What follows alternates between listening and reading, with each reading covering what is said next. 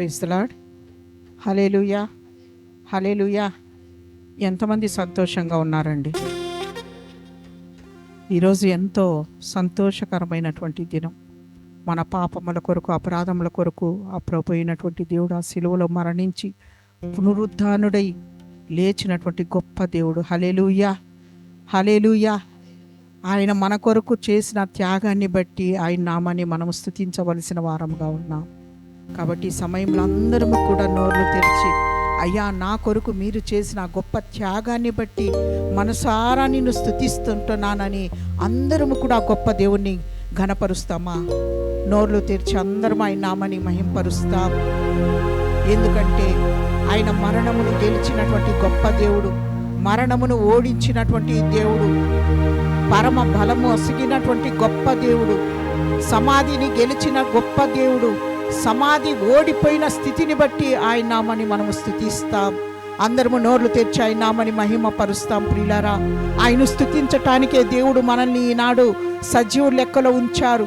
ఒకవేళ మనం మరణమైపోయి ఉంటే ఆయన స్తుతించలేం కదా. సజీవులే ఆయన స్తుతించేది. మనం సజీవుల లెక్కలో ఉన్నాము కాబట్టి మన నోర్లు విప్పి ఆయన నామని మహిమపరుస్తాం. స్తోత్రం, స్తోత్రం, స్తోత్రం, స్తోత్రం, స్తోత్రం, స్తోత్రం, స్తోత్రం రాజా, స్తోత్రం.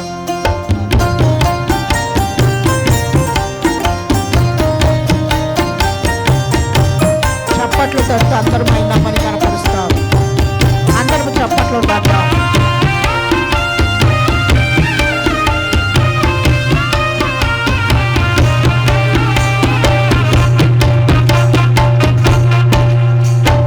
జయ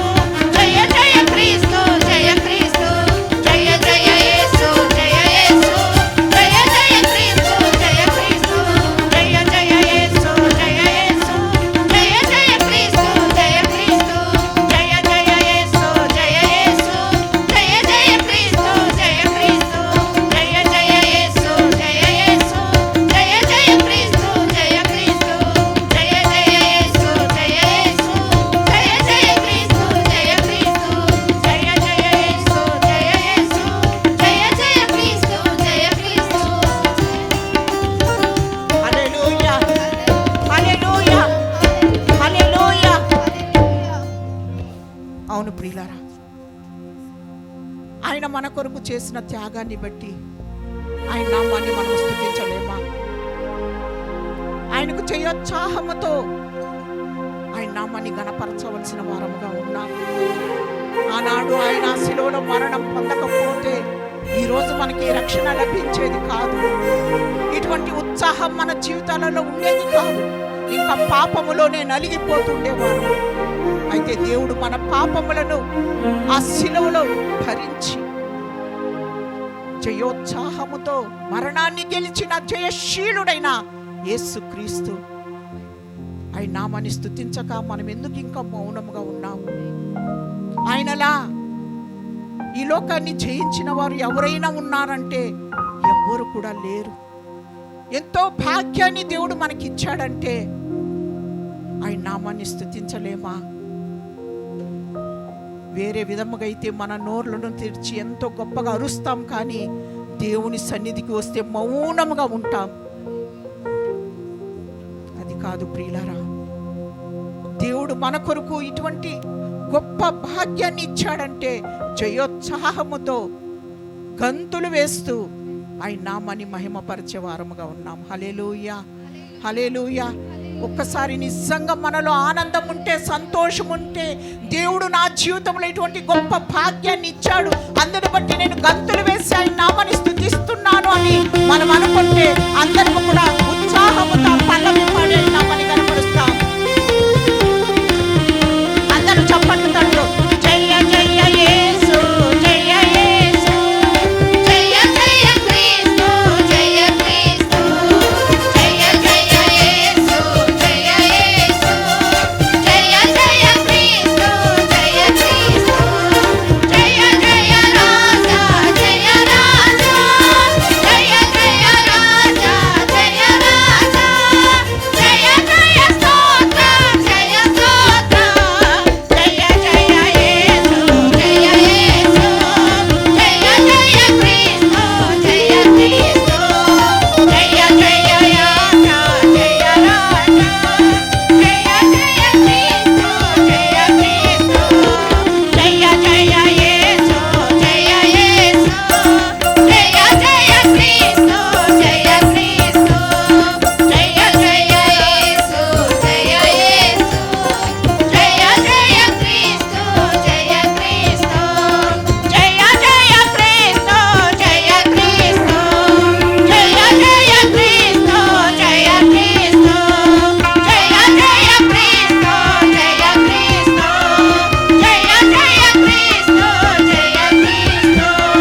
జయ జయ క్రీస్తు, జయ క్రీస్తు, జయ జయ క్రీస్తు, జయ క్రీస్తు, జయ జయ క్రీస్తు, జయ క్రీస్తు. హల్లెలూయా, హల్లెలూయా. అందరము చేతులెత్తి ఒక్కసారి గొప్ప దేవుని కనపరుస్తాం. అయ్యా నీకు వందనాలు, స్తోత్రాలు, స్తోత్రాలు, స్తోత్రాలు, స్తోత్రాలు, స్తోత్రాలు ప్రభా.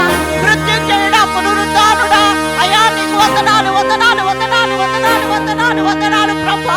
సమాధిని గెలిచిన గొప్ప దేవుడు రాజా, సాతాను మీద విజయాన్ని సాధించిన గొప్ప దేవుడు రాజా, కరుణమైన దేవా, మహిమ ప్రభావము కలిగిన దేవా, నీకు స్తోత్రాలు, స్తోత్రాలు, స్తోత్రాలు ప్రభా.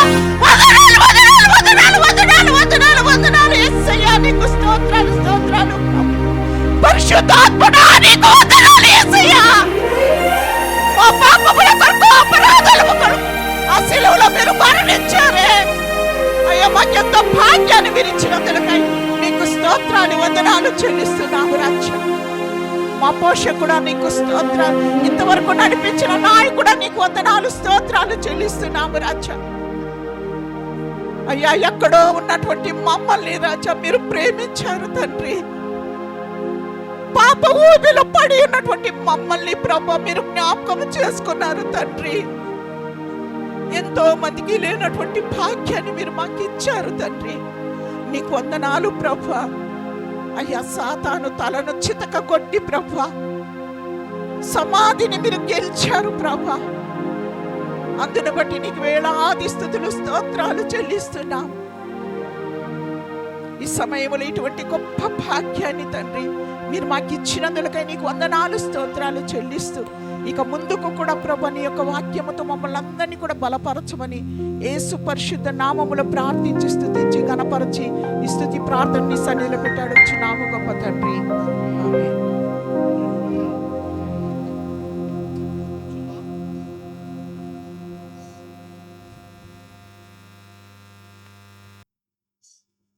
దేవుని ప్రశస్తమైన నామమునకు ఘనత మహిమ ప్రభావాలు యుగయుగములు కలుగునుగాక. వచ్చిన వారు సర్దుకు కూర్చుంటే, ఒక లైన్ మాదిరి కూర్చుంటే బాగా ఎంత ఎక్కువ మంది కూర్చోవచ్చు. వెనక్కి ముందు కూర్చుంటే స్థలం చాలదు. ఒక లైన్లో కూర్చోండి, అప్పుడు ఎక్కువ మంది కూర్చోవడానికి అవకాశం ఉంటుంది, మనకు ఆ స్థలం కూడా సరిపోతుంది. ఇంతవరకు మనము కీర్తించి ఆరాధించి మహిమపరిచి ప్రార్థించి దేవుని గణపరిచాం. ఈ సమయంలో కొద్ది నిమిషాలు దేవుని వాక్యాన్ని మనం ధ్యానం చేద్దాం. ఈరోజు దేశమంతా కూడా లేక ప్రపంచమంతా కూడా యేసు పునరుద్ధానుడైనాడు అనేటువంటి ఉత్సవం జరుపుకోవటం గమనార్హం. మరి కేవలం సంవత్సరానికి ఒకసారి మాత్రమే పునరుద్ధానుడు అనుకుందామా, లేక ప్రతి ఆదివారమున పునరుద్ధాన దినం అనుకుందామా? ప్రతి ఆదివారము పునరుద్ధాన దినం. కాకపోతే ఆ దినాలలో యేసు ప్రభువుల వారిని సిలువ వేసి చంపి సమాధి చేయబడిన దినాలలో ఆదివారమున ఆయన ఏర్పాటు చేసుకున్నాడు లేవటానికి. అందును బట్టి ఆ రోజు నుండి ఆ ఆదివారం పునరుద్ధాన దినముగా ప్రారంభమైంది. ఆ ఆదివారమున యేసుక్రీస్తును అంగీకరించిన వారు ఆరాధన దినముగా ప్రకటించుకున్నారు. అంతకుముందు ఆరాధన దినం శనివార దినం, సబ్బాతు దినం. ఇశ్రాయేలీయులు యూదులు శనివారమున సబ్బాతు దినముగా వారు కూడుకొని దేవుని ఆరాధన చేసేవారు. దినమంతా మనలాగా 1 గంట 2 గంటలు కాదు, దినమంతా దేవుని సన్నిధిలో వారు గడిపేటువంటి వారు. ఆమేన్. నిన్న గుడ్ ఫ్రైడే దినమున బెంగళూరులో ఒక సంఘం ప్రొద్దున్నే 9 గంటల నుండి సాయంకాలం 6 గంటల వరకు ఆరాధన చేశారు. ఎన్ని గంటల నుండి అండి? 9 నుండి 6 గంటల వరకు ఆరాధన చేశారు. వారికి ఉన్నటువంటి ఆ పట్టుదల అలా ఉంది కాబట్టి అలా చేయగలిగారు. మనము 2 గంటలు 3 గంటలు అంటేనే అప్పటికి కూడా చాలా ఆయాసపడుతూ కష్టపడుతూ దేవుని సన్నిధిలో కూర్చోలేక నిలబడలేక బాధ చెందుతూ ఉంటాం. కానీ యూదులైతే, ఇశ్రాయేలీయులైతే ఒక రోజంతా దేవుని సన్నిధిలోనే గడిపేటువంటి వారు. Praise the lord. ఏదేమైనా యేసు ప్రభువులు వారు చనిపోయి తిరిగి లేచిన దినమని మనము అంగీకరిస్తున్నాం. ఆమేన్. అవును, ఇది ప్రభువులు వారు తిరిగి లేచిన దినం, సమాధి చేయబడి లేచిన దినం. ప్రియమైన దేవుని వల్లరా, మనము జాగ్రత్తగా దేవుని వాక్యమును గమనిస్తే దేవుని వాక్యం చాలా చక్కగా వ్రాయబడి ఉంది. అంటే ఆయన సమాధిలో ఉంచారు. ఎవరంటే రాత్రి చెప్పాను, యేసేపు అనేటువంటి ఒక భక్తిపరుడు ఆయన శరీరమును పిలాతు దగ్గర అడిగి ఒక బంట్రవుతును పిలువనంపించుకొని ఆ శిలువ మీద ఆయన దింపి నారబట్టలు చుట్టి తొలిసిన సమాధిలో ఆయనను ఉంచి రాయి పొర్లించి వచ్చినట్లుగా గత రాత్రి నేను మీకు జ్ఞాపకం చేశాను. ఈ సమయంలో ఆ ధరింపజేసి ఆ సమాధి చేయబడినప్పుడు కొంతమంది స్త్రీలు ఆయనను ఎక్కడ ఉంచారో దగ్గర ఉండి చూశారు. మరుసటి దినమున వారు తెల్లవారకు మునిపే వెళ్ళినట్టుగా చూస్తున్నాం. మార్కు సువార్త 16వ అధ్యాయం 5, 6, 7 వచనాలు చూస్తే, అప్పుడు వారు సమాధిలో ప్రవేశించి, ఎవరు వెళ్ళిన స్త్రీలు సమాధిలో ప్రవేశించి తెల్లని నిలువుటంగి ధరించుకున్న యొక్క పడుచువాడు కుడివైపున కూర్చున్నట్టు చూచి మిగుల కలవరపడిరి. అందుకు కలవరపడుకుడి, సిలువ వేయబడిన నజరేయుడగు యేసును మీరు వెతుకుచున్నారు, ఆయన లేచి ఉన్నాడు, ఇక్కడ లేడు అని, వారు ఆయనను ఉంచిన స్థలము చూడండి అని ఆ తెల్లని నిలువుటంగి ధరించుకుని ఒక పడుచువాడు ఆ సమాధిలోనికి ప్రవేశించి యేసును చూడాలనుకుంటున్నట్టు వారితో చెప్పినట్లుగా మనం చూడగలుగుతున్నాం. మరో మాట చెప్పాడు 7వ వచనంలో, మీరు వెళ్ళి ఆయన మీకంటే ముందుగా గలిలయలోనికి వెళ్ళుచున్నాడనియు, ఆయన మీతో చెప్పినట్టు అక్కడ మీరు ఆయనను చూతురనియు ఆయన శిష్యులతోనూ పేతురుతోనూ చెప్పుడని ఆ పడుచువాడు వారికి చెప్పి పంపించినట్లుగా చూడగలుగుతున్నాం. అంటే ఈ సంభవం యేసు ప్రభువుల వారు ముందుగానే శిష్యులకు చెప్పినట్లుగా, నేను ఈరోజు చంపబడతాను, 3వ దినం లేచి మీకంటే ముందుగా నేను గలిలయలోనికి వెళతాను అని యేసు ప్రభువులు వారి శిష్యులకు చెప్పిన మాటను ఈ పడుచువాడు వారికి తెలియచేస్తున్నారు. ఇలా లేస్తానని చెప్పాడు, అందుకని నీవు వెళ్ళి ఆయన చూస్తారని శిష్యులతో పేతురుతో చెప్పమన్నాడు. అంటే గలిలయలో మీరు ఆయన్ను చూస్తారట, ఇలా దూత చెప్పాడని చెప్పమన్నారు.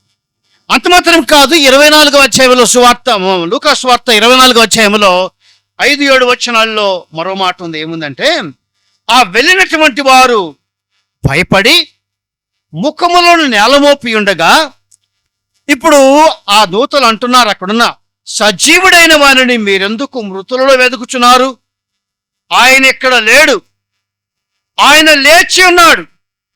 ఆయన ఇంకా గలిలయలో ఉండినప్పుడు మనుష్య కుమారుడు పాపిష్టులైన మనుషుల చేతికి అప్పగింపబడి సిలువ వేయబడి 3వ దినమున లేవవలసి ఉన్నదని ఆయన మీతో చెప్పిన మాట జ్ఞాపకం చేసుకొనుడని వారితో అన్నాడట. దేవునికి స్తోత్రం కలుగును గాక. హల్లెలూయా. ఏమంటున్నారు ఇక్కడ దేవదూతలు? భయపడి నేలమోపి ఉన్న ఆ స్త్రీలను చూచి, సజీవుడైన వానిని మీరెందుకు మృతులలో వెతుకుచున్నారు, ఆయన ముందుగానే చెప్పాడు కదా, నన్ను చంపుతారు, 3వ దినమున లేస్తానని చెప్పారు కదా, ఆ మాట మీద విశ్వాసం ఉంచక మీరెందుకు సజీవుడైన దేవుని మృతులలో వెతుకుతున్నారు అని వారిని హెచ్చరించినట్లుగా మనం చూడగలుగుతున్నాం. ఆమేన్. అంటే సజీవులను మృతుల్లో వెతికితే కనబడతారా, దొరుకుతారా? మృతులను సజీవుల్లో వెతికితే దొరుకుతారా? ఆ రెండు అసంభవం. మృతులను సజీవుల్లో వెతికితే దొరకరు, సజీవులను మృతుల్లో వెతికితే దొరకరు. సజీవులను సజీవుల్లో వెతకాలి, మృతులను మృతుల్లో వెతకాలి, అప్పుడే వారు దొరుకుతారు అనేటువంటిది మనకు అర్థం కావలసిన సత్యం. ఆమేన్. అయితే ఈ స్త్రీలు ఎక్కడ వెతుకుతున్నారు అని చెప్తున్నారు దేవదూతలు? సజీవుడైన దేవుని మృతుల్లో వెతుకుతున్నారు. ఆయన ఇక్కడ లేడు, ఆయన ఇక్కడ లేడు. ఎక్కడ? మృతుల్లో లేడు. ఆయన లేచి ఉన్నాడు, సజీవుడయ్యాడు. మీకంటే ముందుగా ఆయన గలిలయలోనికి వెళ్ళాడు, మీరు అక్కడ ఆయన చూస్తారు, వెళ్ళండి అని చెప్పినట్లుగా మనం చూడగలుగుతున్నాం. హల్లెలూయా. ప్రియమైన దేవుని బిడ్డలారా, ఆ దినము ఏ దినము అనంటే సిద్ధపరుచు దినము అని అన్నారు. యోహాను సువార్త 19:31 చూస్తే, ఆ దినము సిద్ధపరుచు దినము, మరుసటి విశ్రాంతి దినము, మహాదినము గనుక ఆ దేశములో విశ్రాంతి దినమున శిలువ మీద ఉండకుండానట్లు వారి కారులు వెలగగొట్టించి వారిని తీసివేయమని యూదులు పిలాతును అడిగారట. Praise the Lord. హల్లెలూయా. జాగ్రత్తగా గమనించండి. ఈ విశ్రాంతి దినము అనే దానికి దేవుడు లేవియకాండములో 23వ అధ్యాయం 3వ వచనంలో ఒక మాట అన్నాడు, 6 దినములు పని చేయవలెను, వారము వారము 7వ దినము విశ్రాంతి దినము, అది పరిశుద్ధ సంఘపు దినము. అందులో మీరు ఏ పని అయినను చెయ్యకూడదు.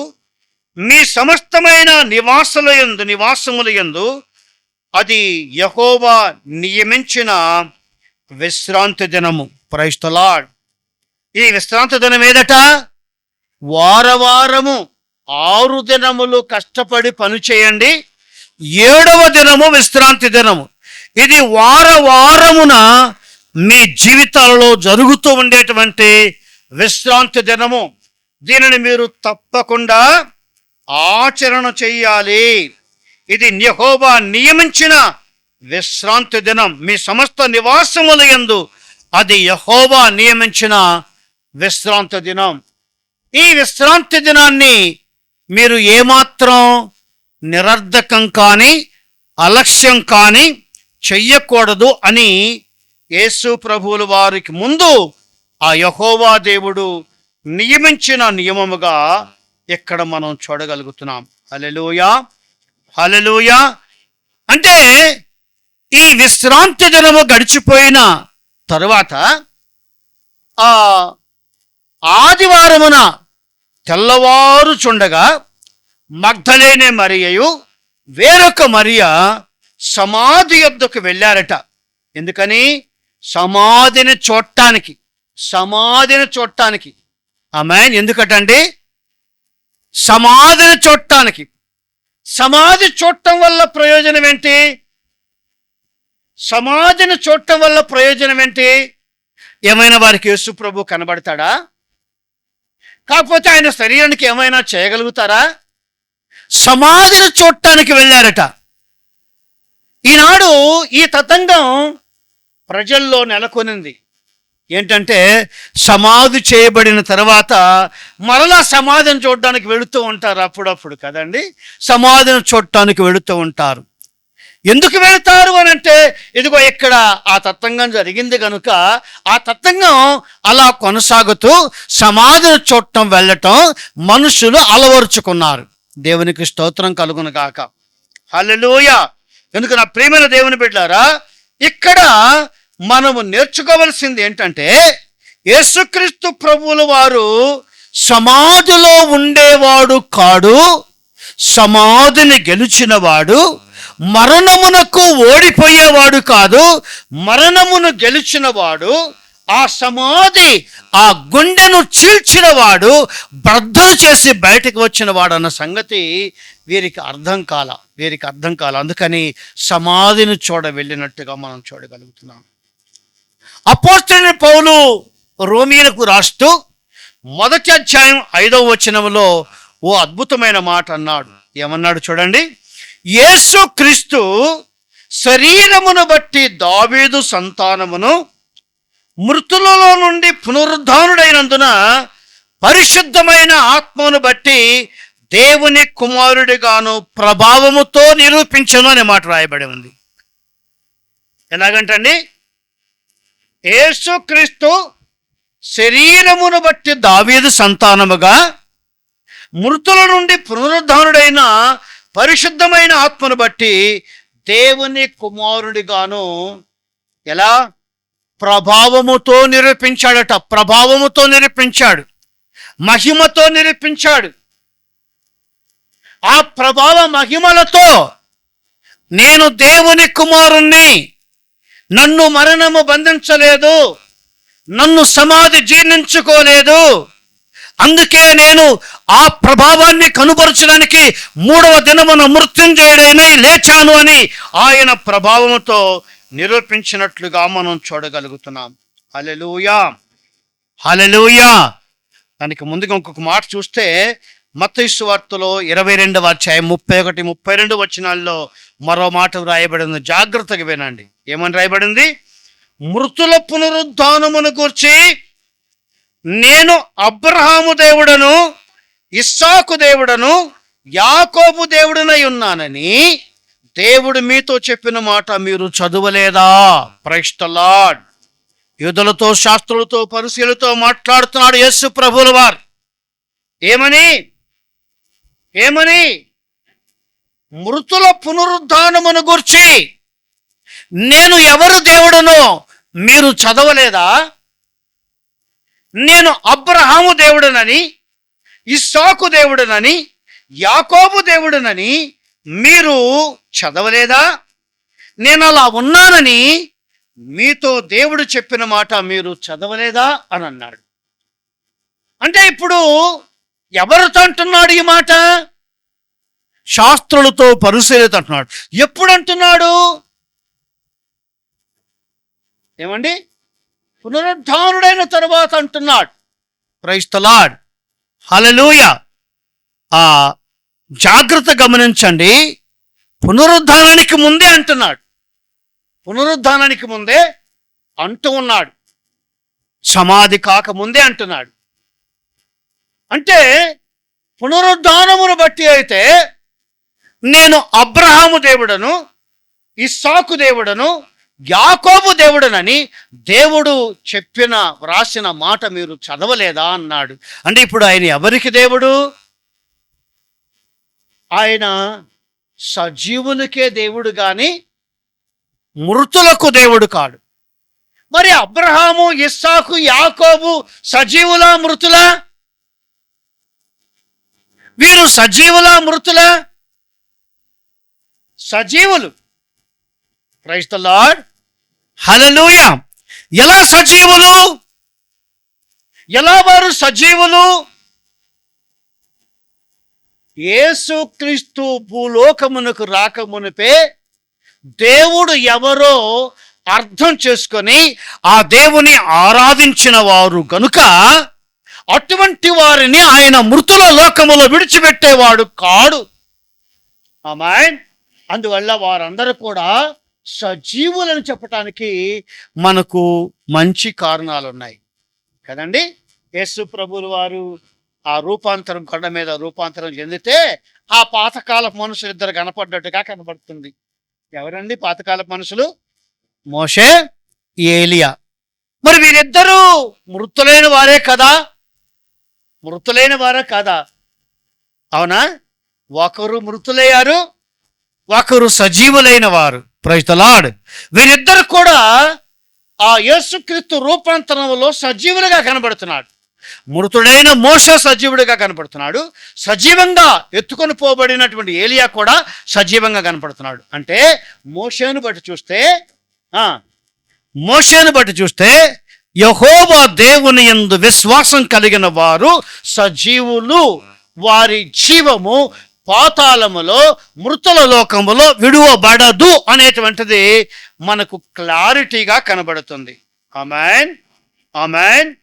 అంటే మాత్రమే కాదు, లూకాసు వార్త 20వ అధ్యాయం 35వ వచనంలో చూస్తే మరో మాట వ్రాయబడి ఉంది. లూకాసు వార్త 20వ అధ్యాయం 35వ వచనం. పరమును మృతుల పునరుద్ధానమును పొందుటకు యోగ్యులని ఎంచబడిన వారు పెళ్లి చేసుకున్నారు, పెళ్లికి ఇయ్యబడరు అని అన్నాడు. అంటే పునరుద్ధానము లేదనేటువంటి సద్దుకయ్యలు యేసు ప్రభువు దగ్గరికి వచ్చి, అయ్యా మా దగ్గర 7 అన్నదమ్ములు ఉన్నారు, వారు పెళ్లి చేసుకొని బిడ్డలు లేకుండా అందరూ చనిపోయాడు, రేపు పునరుద్ధానమున వీళ్ళకి ఎవరికి భార్యగా ఉండాలని ప్రశ్న వేస్తారు, చిక్కు పెట్టాలని. అప్పుడు యేసు ప్రభువులు వారు వారికి ఇచ్చిన ఉత్తరం ఏంటంటే, పరమును మృతుల పునరుద్ధానమును పొందుటకు యోగ్యులని ఎంచబడిన వారు పెళ్లి చేసుకోరు. ఏమంటండి? పరమును అంటే పరలోకమును, మృతుల పునరుద్ధానమును పొందుటకు యోగ్యులని ఎంచబడిన వారు. పరలోకమును, మృతుల పునరుద్ధానమును పొందుటకు యోగ్యులని ఎంచబడిన వారు ఇక పునరుద్ధానులైన తర్వాత ఆ పరమునకు చేరిన తర్వాత వారు పెళ్లి చేసుకోరు, పెళ్లి కీయబడరు అని వారికి బుద్ధి చెప్పినట్లుగా మనం చూడగలుగుతున్నాం. హల్లెలూయా, హల్లెలూయా. అందుకని ఆ మృతుల పునరుద్ధానమును సంబంధించి విశ్వసించే వారి విషయంలో ఆ దేవుడు అపోస్తలుడైన పౌలు ద్వారా చెప్పినటువంటి ఒక మాటను మనం చూస్తే, కొలస్సీయులకు రాసిన పత్రిక 3వ అధ్యాయం 2-3 వచనాల్లో ఈ మాట వ్రాయబడి ఉంది. కొలస్సీ పత్రిక 3వ అధ్యాయం 2-3 వచనాల్లో, పైనున్న వాటి మీదనే కాని భూసంబంధమైన వాటి మీద మనస్సు పెట్టుకొనకుడి, ఏలయనగా మీరు మృతి పొందితిరి, మీ జీవము క్రీస్తుతో కూడా దేవుని యందు దాచబడి ఉన్నది. దేవునికి స్తోత్రం చెప్పండి. హల్లెలూయా. ఇప్పుడు యేసుక్రీస్తు చనిపోయిన తర్వాత వీరు సమాధిని చూడవెళ్ళగా సమాధిలో ఉన్న దేవదూతల వారికి ఏం చెప్పాడు? సజీవుడైన వారిని మృతులలో మీరెందుకు వెతుకుతున్నారు? ఎప్పుడైతే సిలువలో మృతి పొందాడో ఆ మరుక్షణమే ఆయన మనం చూసినప్పుడు 7వ మాటలో సిలువపై 7వ మాటలో మనం చూసినప్పుడు, తండ్రి నా ఆత్మను నీ చేతికి అప్పగించుకొనుచున్నాను అంటే, ఆ మాట అని ప్రాణం విడిచాడంటే ఇప్పుడు యేసు ప్రభు ఆత్మ ఎక్కడుంది చెప్పాలి. యేసుక్రీస్తు తన ఆత్మను తండ్రి చేతికి అప్పగించుకున్నాడు కనుక ఆ ఆత్మ ఇక సమాధిలో ఉండదు. ఆయన సజీవుడు. ఇక్కడ మరణించిన వెంటనే దేవుని చేతిలోనికి ఆయన ఆత్మ వెళ్ళింది. ఆయన సజీవుడిగానే ఉన్నాడు. అంటే మళ్ళీ వేరే విధమైన డౌట్ వస్తుంది. అంటే యేసు ప్రభు శిలువ మీద చనిపోలేదా? చనిపోయాడు. ఆయన అప్పగించుకున్నాడు. ఆ ఆత్మ అక్కడికి వెళ్ళింది. లోకానికి ఆయన చనిపోయాడు అనేది మనకు రుజువైంది. ఆమేన్.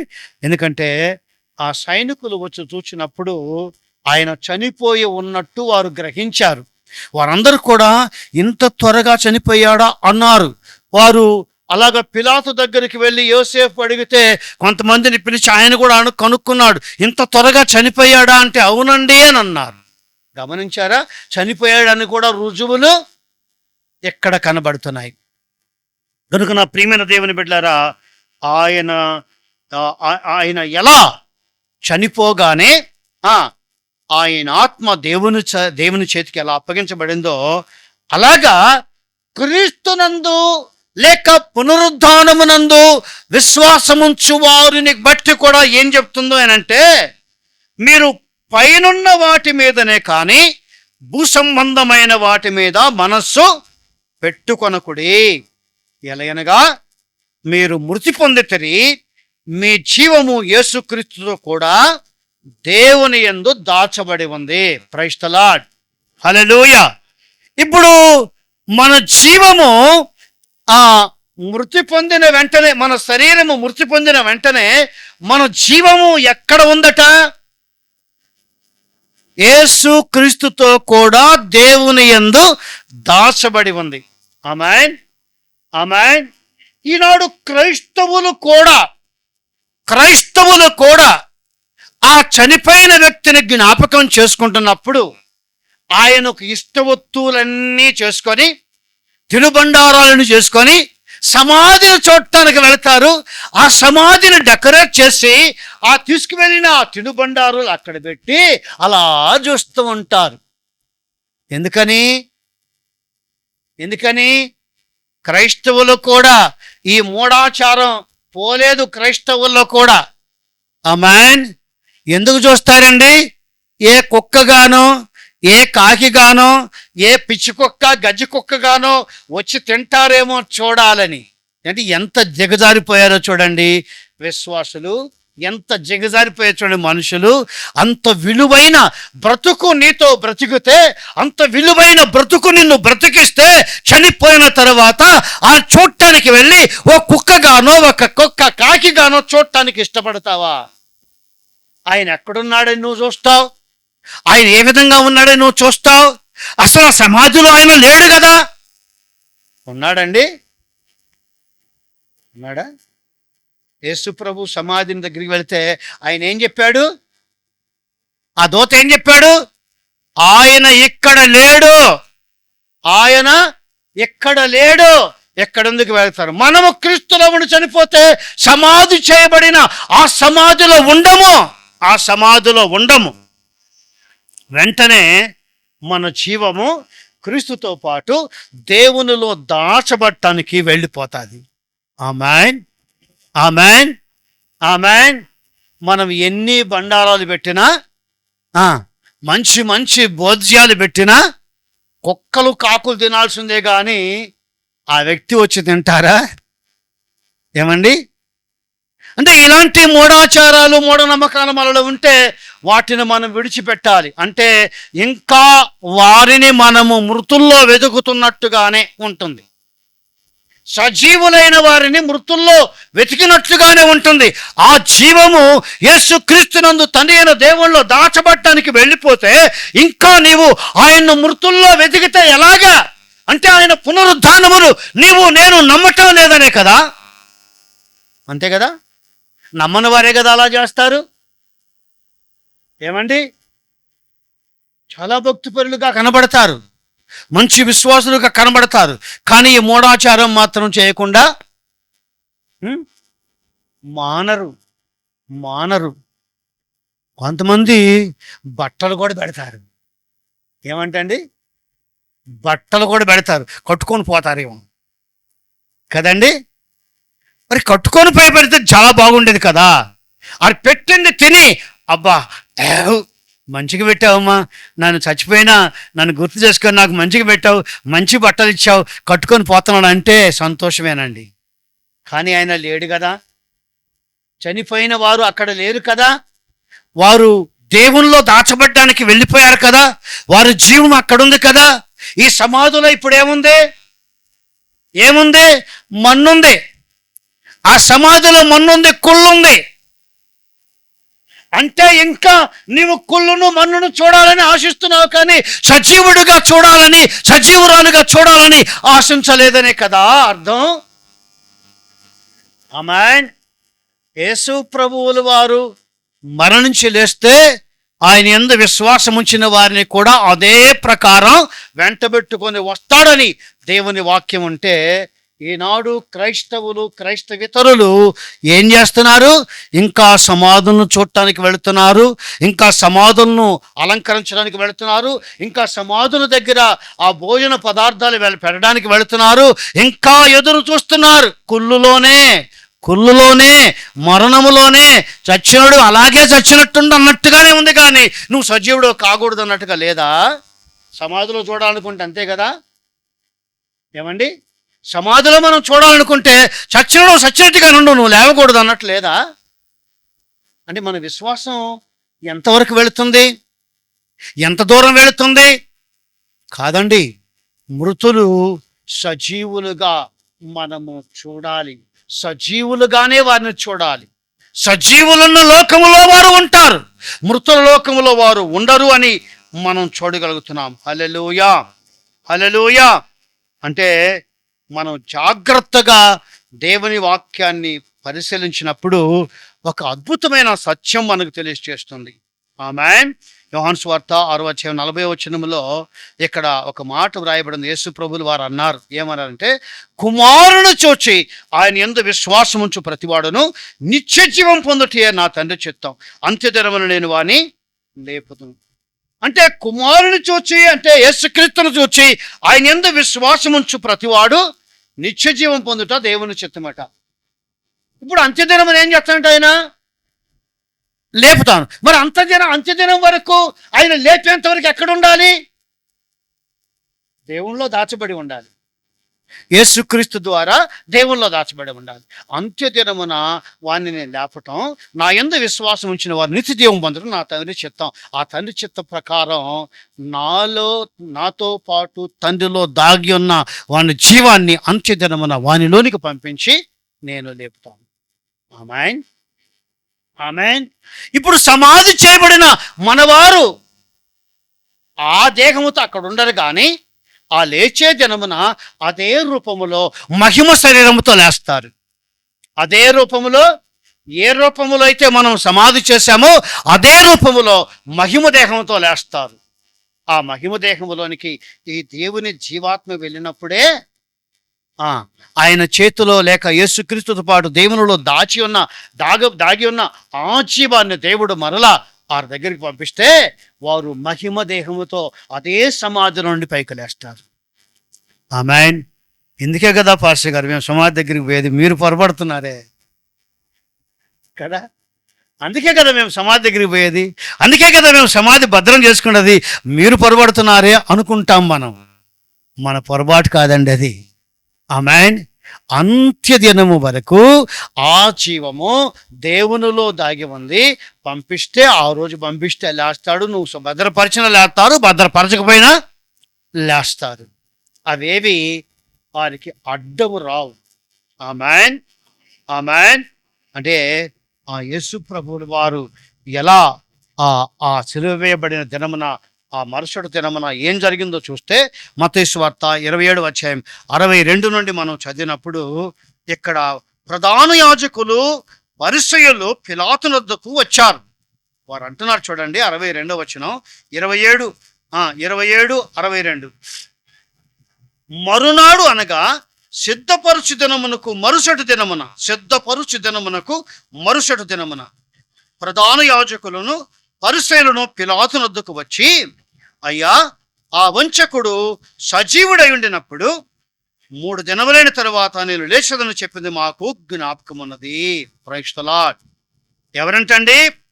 పిలాతు దగ్గరికి వెళ్ళింది ఎవరంటండి? ప్రధాన యాజకులు, పరిసయ్యులు. ఎప్పుడు వెళ్ళారట?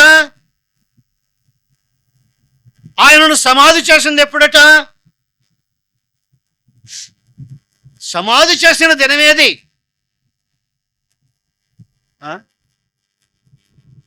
ఏంటండి? మరుసటి దినము విశ్రాంతి దినము, ఈరోజు సిద్ధపరుచు దినమైన మరుసటి దినమున ఇప్పుడు ఈ యూదులు లేక యాజకులు ఎవరి దగ్గరికి వెళ్ళారట? పిలాతు దగ్గరికి వెళ్ళారు. అది విశ్రాంతి దినం కావాలి కదా, బాగా అర్థం కావాలి. విశ్రాంతి దినం కావాలి కదా. విశ్రాంతి దినం అయితే యాజకులు, యూదులు విశ్రాంతి దినాన్ని పాటించాలి కదా. ఆ దినమున ఏది చేయకూడదు కదా, అవునా కదా? అవును. కానీ యాజకులు, యూదులు ఆ మరుసటి దినమున పిలాతు దగ్గరికి వెళ్ళి సమాధిని భద్రం చేయమని అడుగుతున్నట్టుగా కనబడుతుంది. మరి ఈ విశ్రాంతి దినము ఏదో 6 దినములు కష్టపడి 7వ దినము విశ్రాంతి. ఆమేన్. మరి ఆ విశ్రాంతి దినమైతే, వారమును జరిగే విశ్రాంతి దినమైతే యాజకులు, యూదులు ఆ పని చేయకూడదు. దానిని బట్టి ఆ తాత్పర్యంలో చెప్తున్నాను, అది ప్రత్యేకమైన ఒక విశ్రాంతి దినము కాబోలు. ఆమేన్. హల్లెలూయా. అందుకు ఆయన చెప్పాడు, కావలివారు ఉన్నారు కదా, ఆ కావలివారిని పెట్టుకొని ఆ సమాధికి ముద్ర వేసి మీరు జాగ్రత్తగా కాపాడండి అని చెప్పాడు. వారు అలాగే ఆ సమాధికి ముద్ర వేసి కావలివారిని పెట్టి రాత్రింబగళ్ళు అక్కడ కాస్తూ ఉన్నారు, కాపలా కాస్తూ ఉన్నారు. హల్లెలూయా. హల్లెలూయా. ఆ ముద్రే కావలిగా నిలబడింది. చివరికి ఆ ముద్రే కావలిగా నిలబడింది. ఆ ముద్ర, ఆ కావలి వారు ఆయనను లోపల ఉంచటం వారి వల్ల కాలేదు.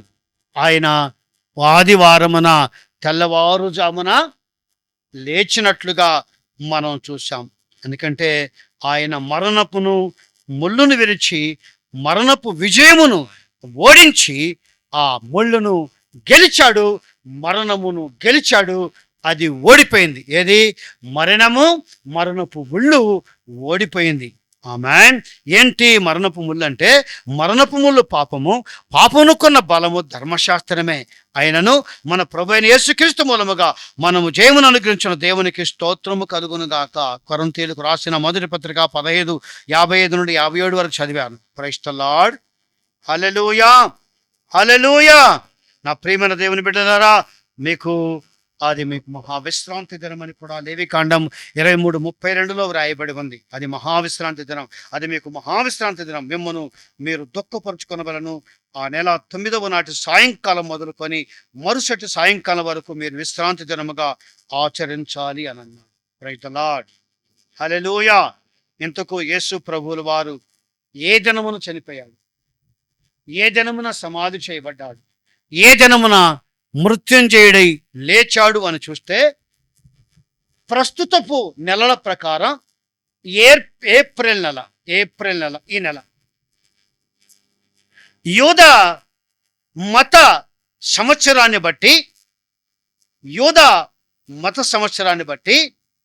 అది మొదటి నెల. యూద నాగరిక సంవత్సరాన్ని బట్టి 7వ నెల. సంవత్సరములో నాగరికత క్యాలెండర్ను బట్టి 7వ నెల, మత క్యాలెండర్ను బట్టి మొదటి నెల. ప్రస్తుత నెలల్లో ఏప్రిల్ నెల. ఈ ఏప్రిల్ 14వ తారీఖున పస్కా పండుగ జరుగుద్ది. ఏప్రిల్ 14వ తారీఖున పస్కా పండుగ జరుగుద్ది. ఇప్పుడు యేసు ప్రభువులు వారు తన శిష్యులతో కూడా పస్కా పండుగ ఆచరించినట్లు మనం చూచామా లేదా? పస్కా పండుగను ఆచరించాడు. అంటే నీ కొరకు మేము పస్కాను ఎక్కడ తయారు చేయమంటామంటే ఫలాని గృహమునికి వెళ్ళి చెప్పండి, ఆయన ఏర్పాటు చేస్తాడు. అక్కడ నాకు పస్కా సిద్ధం చేయమంటే ఆ రోజు సిద్ధం చేయగా యేసు ప్రభువులు వారితో కూడా కూర్చొని పస్కా భోజనం చేసినట్లుగా మనం చూడగలుగుతాం. 14వ తారీఖున కదా. ఆ రోజే ఆయన శిష్యులతో అన్నాడు, ఈ రాత్రి మీరు నన్ను గూర్చి అభ్యంతర పడతారు అని అన్నాడు. ఏది భోజనమై చేసేటప్పుడే ఈ రాత్రి మీరు నన్ను గూర్చి అభ్యంతర పడతారు అని అన్నాడు. ఎందుకంటే ఈ రాత్రి మీ గురువు కొట్టబడతాడు, మీరందరూ కూడా అభ్యంతరపడి పారిపోతారు అని చెప్పడం కూడా జరిగింది. అంటే పస్కా పండుగ దినమున యేసు ప్రభువును పట్టుకున్నారు. పస్కా పండుగ దినమున యేసు ప్రభువును పట్టుకున్నారు. ఈ పస్కా పండుగ అయిన మరుసటి దినం అంటే ఏప్రిల్ 15వ దినము నుండి పులియని రొట్టెల పండుగ ప్రారంభం కావాలి. అంటే ఈ పస్కా పండుగ సందర్భంగా మరుసటి దినము నుండి 7 దినములు పులియని రొట్టెల పండుగ వారు చేయాలి. పులియంది తినాలే కానీ పులిసింది ఏది తినకూడదు. ఆమేన్. ఈ 15వ తారీఖున ఏప్రిల్ 15వ తారీఖున పులియని రొట్టెల పండుగ ప్రారంభమైనట్లుగా మనం చూడగలుగుతున్నాం. ఆమేన్. ఈ పులియని రొట్టెల పండుగలో ప్రారంభ దినమున వారు ఏం చేయాలండి? అప్పుడు వారు ఆ పులియని రొట్టెల పండుగను చేయాలంటే ఆ రోజు పవిత్రమైన ఒక మగ గొర్రె పిల్లను వధించి పులియని రొట్టెల పండుగ చేయాలి. దాన్ని హోమముగా దేవునికి అంకితం చేయాలి. Praise the lord. అలాగా యేసు ప్రభువుల వారు సిలువ వేయబడిన దినం ఏది అనంటే ఏప్రిల్ 15వ తారీఖున. ఆమేన్. 14వ తారీఖున పస్కా పండుగ, 15వ తారీఖున సిలువ వేయబడ్డాడు, 15వ తారీఖునే చనిపోయాడు, 15వ తారీఖున సమాధి చేయబడ్డాడు. ఆమేన్. ఆయన పునరుద్ధానుడైన దినం ఏదంటే యవల కోత ఉత్సవము దినమున. ఇది ఎప్పుడు జరిగింది? ఏప్రిల్ 18వ తేదీన జరిగింది. 15కు సిలువ వేయబడ్డాడు, 15కు సమాధి చేయబడ్డాడు, 16, 17, 18వ దినమున ఆయన లేచాడు. ఆమేన్. అర్థమవుతుందా? ఈ ఆధునిక క్యాలెండర్కు నేను చెప్పే డేట్ సరిపోవు. యోధా మత లేక నాగరిక క్యాలెండర్, మత క్యాలెండరే ఇది. యోధా మత క్యాలెండర్ను అనుసరించి చెప్పుతున్నటువంటి మాటలు ఇవి. Praise the Lord. Hallelujah, hallelujah. కనుక నా ప్రియమైన దేవుని బిడ్డలారా, యేసు ప్రభువులు వారు పరిసయ్యులతో చెప్పినటువంటి మాటకు సరిపడేలా ఇక్కడ ఈ మాటలు ఉన్నాయి. ఏంటి?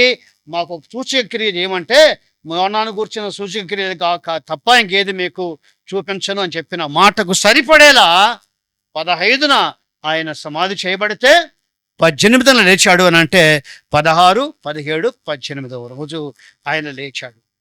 Praise the Lord. హల్లెలూయా.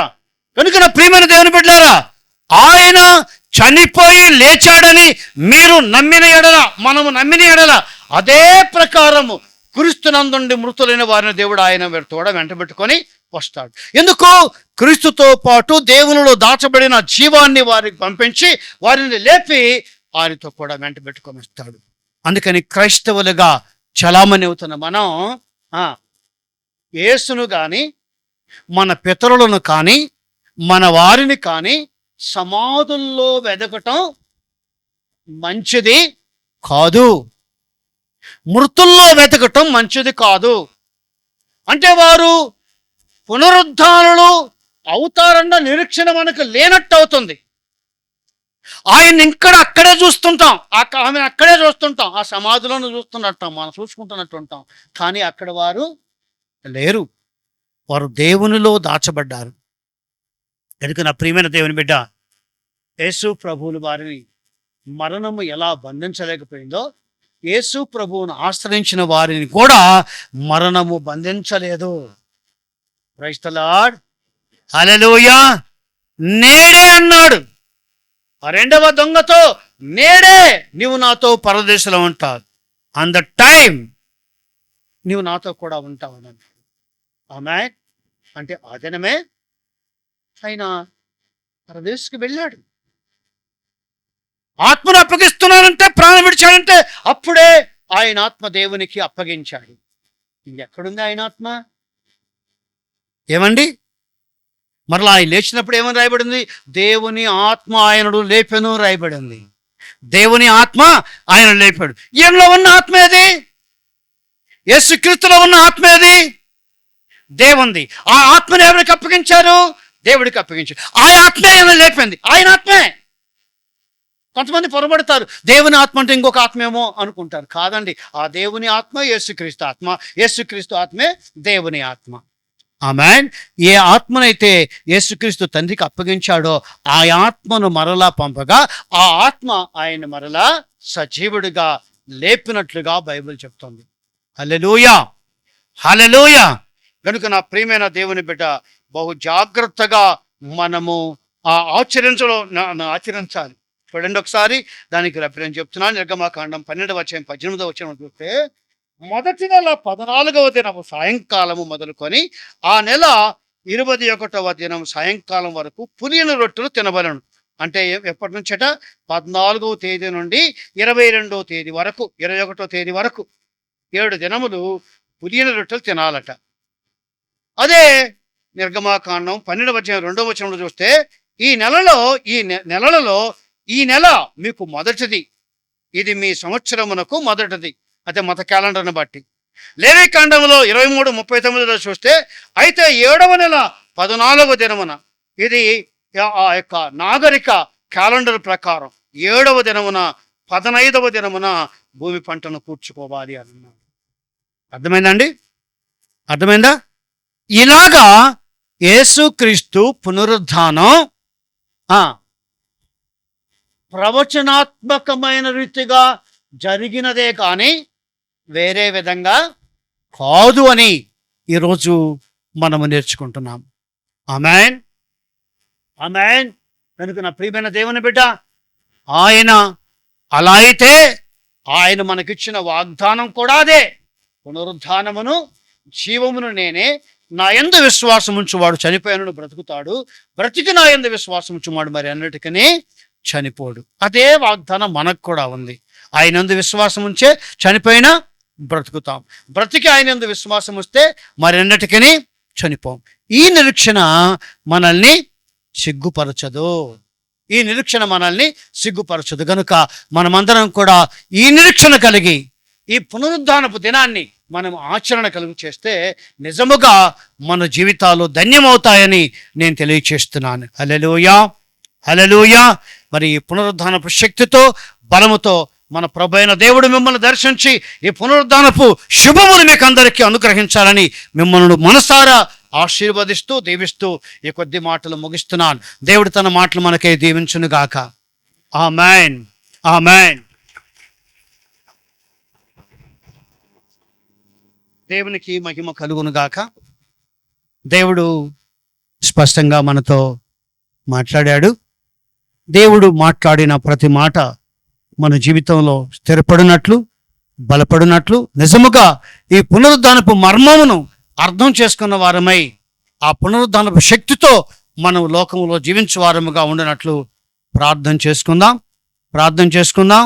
మరి వినయ్ కుమార్ ముందుకు వచ్చి వాక్యం కొరకు ప్రార్థన చేయాలని కోరుతున్నాను.